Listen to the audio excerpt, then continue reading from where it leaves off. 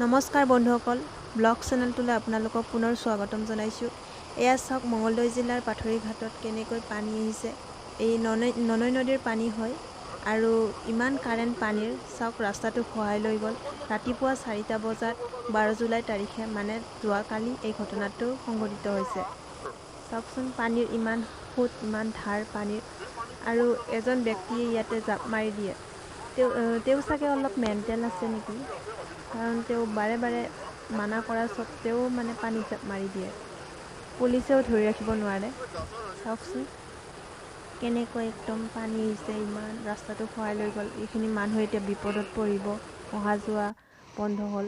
এয়া চাওক মানুহজনক চোঁচৰাই টানিছে, তথাপিও মানুহজনে হাৰ নামানে, জাপ মাৰিহে আশাৰে।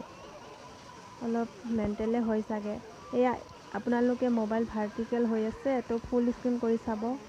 মাফ কৰিব যে এইটো মোবাইল ভাৰ্টিকেল হৈ আছে, ফুল স্ক্ৰীণ কৰি চাব লগালগ, তেতিয়া আপোনালোকে ফুল ভিডিঅ' দেখা পাব। এয়া চাওক কেনেকৈ চুঁচৰি গ'ল।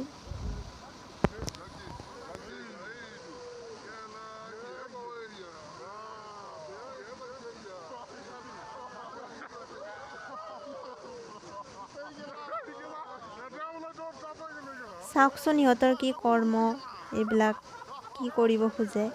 ইমান পানীৰ সোঁত, ইমান কাৰেণ্ট পানীৰ, আৰু ভয় নকৰে। এই পুলিচজনে মাতি মাতি হাইৰাণ হৈ যায়, কি পাগলামি কাম কৰে। আপোনালোকৰ যদি ভিডিঅ'টো ভাল লাগিল তেন্তে লাইক কৰি দিব আৰু ছাবস্ক্ৰাইব কৰি দিব, আৰু লগতে থকা কাষত ঘণ্টা বেলটি এনেকৈ বজাই দিব, যাতে আগতীয়াকৈ ভিডিঅ'বোৰ পাই যায়। তেন্তে আজিলৈ বাই বাই।